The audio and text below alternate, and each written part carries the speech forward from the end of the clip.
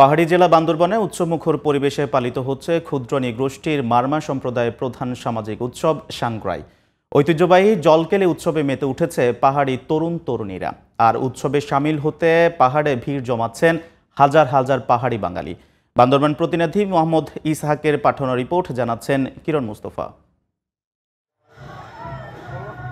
বাঙালির পহেলা বৈশাখের চিরায়ত সংস্কৃতির মতো মারমা সম্প্রদায়ে রয়েছে বর্ষবরণ ও বর্ষবিদায়ের আদি সংস্কৃতি। বান্দরবানের মারমাসহ পাহাড়ি জনগোষ্ঠী মেতেছে নববর্ষের উৎসব সাংগ্রাইয়ের আমেজে।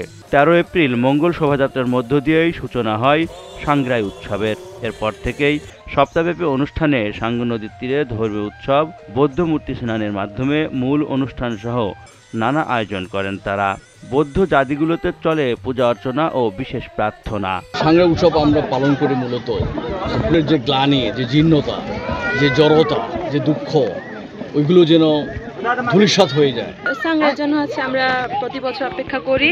পুরনো বছরকে বিদায় জানিয়ে আমরা নতুন বছরকে গ্রহণ করি। দীর্ঘ ১ বছর অপেক্ষা করার পর আমরা এই দিনটাকে ফিরে আসি। আমরা পুরনো দিনের সব দুঃখ, ক্লান্তি, ঝগড়া জাতি সমস্ত কিছু ভুলে গিয়ে আমরা এই বছরে নতুন করে জীবন শুরু করি। বলি খেলা, তৈলাক্ত মাসে আহরণের পাশাপাশি অনুষ্ঠানের প্রধান আকর্ষণ জলকেলি উৎসব।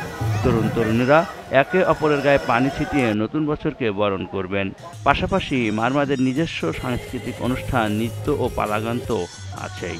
শুক্রবার বিকেলে আবারও জলকেলি উৎসব ও সাংস্কৃতিক অনুষ্ঠানের মধ্য দিয়ে শেষ হবে পাহাড়ের প্রাণের উৎসব সাংগ্রাই। বিগত দিনে যে সংস্কৃতিগুলো পিছিয়ে পড়েছে সেই সংস্কৃতিগুলোকে আমরা তুলে আনার জন্য এই বিশেষ করে প্রজন্মদেরকে আমরা এগুলো দেখিয়ে দিচ্ছি। সাংগ্রাইয়ের শুরুতে প্রথম দিনে বিহারে ছোঁয়াং দিই, তারপরে দুপুরবেলায় আপনার বুদ্ধকে চন্দন পানি দিয়ে স্নান করানো হয়। সাংগ্রাই হলো একটা সামাজিক অনুষ্ঠান এবং সেই সাথে অবশ্যই ধর্মীয়। আমরা মুরব্বীদেরকে আমরা এই সময় আমরা শ্রদ্ধা করি, পুজো করি। পানি খেলার মধ্যে দিয়ে আমাদের অনুষ্ঠান শুরু হবে, আমরা অনেক মজা করব। বছরের শেষের একদিন এবং নতুন বছরের প্রথম ৬ দিন বৈচিত্র্যময় নানা অনুষ্ঠানের মাধ্যমে যুগের পর যুগ ধরে সাংগ্রাই উৎসব পালন করে আসছে মারমা সম্প্রদায়। কিরণ মুস্তফা, জিটিভি নিউজ।